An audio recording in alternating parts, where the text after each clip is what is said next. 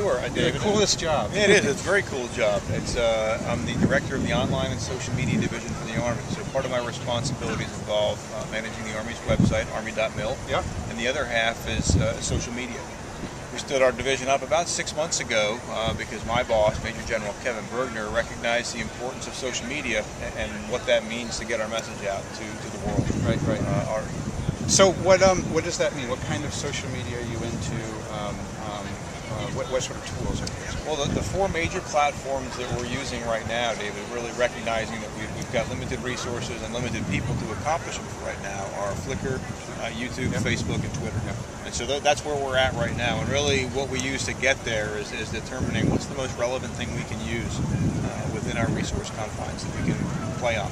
Now, do you post from, you're in the public affairs division, is that right? Right. So you post yourself, and do you let other people post too? Can anyone post to the site? On Facebook in particular, anybody can post. We have two very active sections on Facebook where anybody can post unrestricted to our wall and to the discussion board. Okay. And so when we actually post, it's as the Army. You'll notice the branding, and we've got the logo there for the U.S. Army. That's the brand that we carry across all of our platforms to give us the credibility we think we need visually. So you'll see posts with that brand there, and that's us posting. And then the wall is just very active with part of our 65,000 or so audience members or fans. And that's really quick, right? Because when did you start the It is. We stood it up in April of this past year, so 6 or 7 months now, and then we're up to 65,000 fans.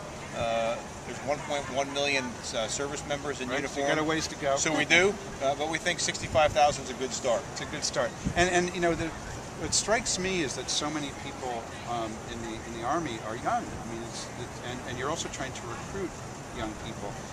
Is this also a helpful tool to recruit and market new blood, if you will? It is. That's not our mission directly. Okay. We have the Accessions Command for the Army that's sole mission is to recruit people. Ours is really to inform the American public, or the public in general, of what the Army is all about. But if it so happens that we recruit people along the way by informing them about what we do, then that's a good thing.